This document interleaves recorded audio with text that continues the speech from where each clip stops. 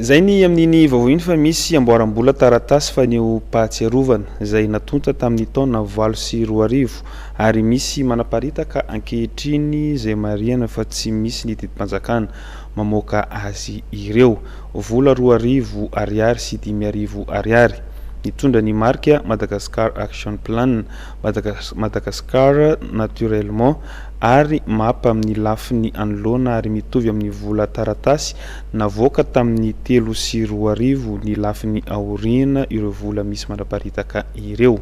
Raha ny fampitam-baovao avy amin'ny Banque Foiben'i Madagasikara dia tsy manan-kery ireo vola ireo ary tsy azo ampiasaina amin'ny fifanakalozana.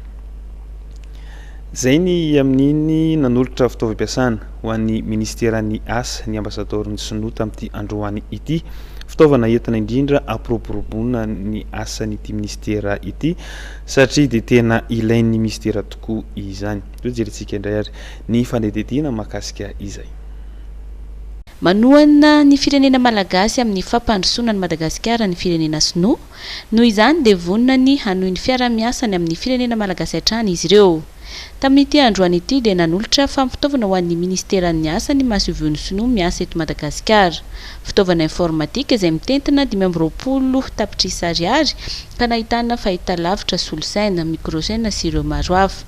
Tanjona tamin'ity fanomezana ity ny anampina ny ministeran'ny asa amin'ireo andraikitra izay sahaniny. Pour aider au ministère de l'Emploi à renforcer les capacités de travail.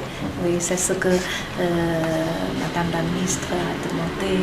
Donc l'ambassade Chine attache beaucoup d'importance à cette demande. Je suis très contente qu'on puisse réaliser cette aide. Ilaina ho amin'ny fanatanterahana ny asa tokoa ireto fitaovana izay natolotry ny Masovio ny sinoa androany ireto.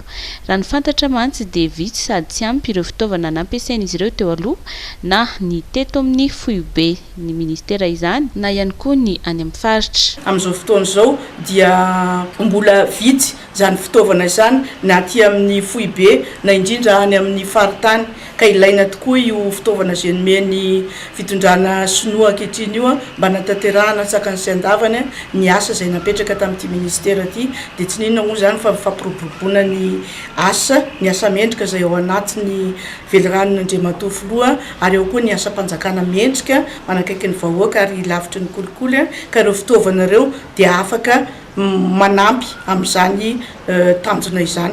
Isan'ny tanjon'ity ministera ity moa ny ananany malagasy rehetra ny asa sahaza azy ary ny ampivoatra izay tontolo ny asa mpanjakana izay.